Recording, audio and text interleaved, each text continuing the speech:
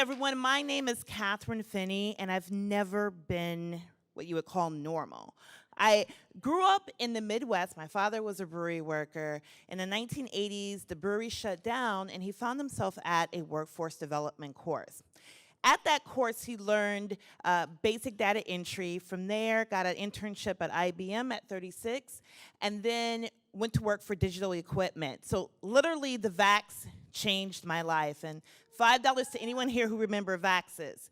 So as a result of that, I moved to Minneapolis. I grew up on the rough and tumbled streets of Minneapolis, Minnesota.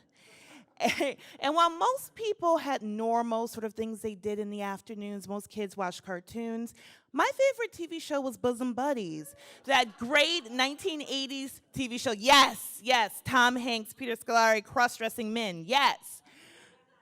And so that was my favorite TV show, and I used to love to watch it. It foreshadowed things to come. And while most people have normal hobbies like ultimate frisbee and hacky sack and things like that, my hobby is filling out forms. There's nothing I love more than a really good form. So tax season for me is like, yes.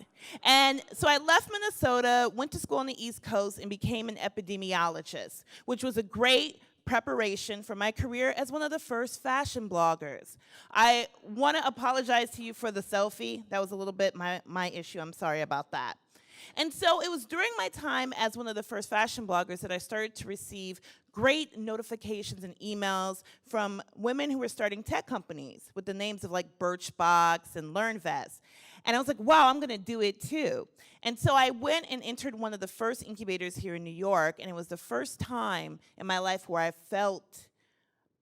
I would say that I felt not, that the expectations were not very high of me.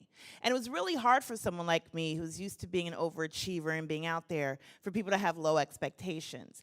And it kind of just didn't make any sense to me. Why was I the only black woman in this group of 45 guys? Why was tech so incredibly white and so incredibly male? Again, I grew up around tech. It didn't make any sense to me. It seemed actually kind of abnormal, particularly in a city like New York, where diversity is part of our fabric. That's what makes New York great. So it just didn't make any sense to me why this was the case. It really, really didn't. And so the more I dug deeper into why was this, the more I found out that it shouldn't be, and how abnormal it was for tech to be so male and so incredibly white. Women, we control the dollars.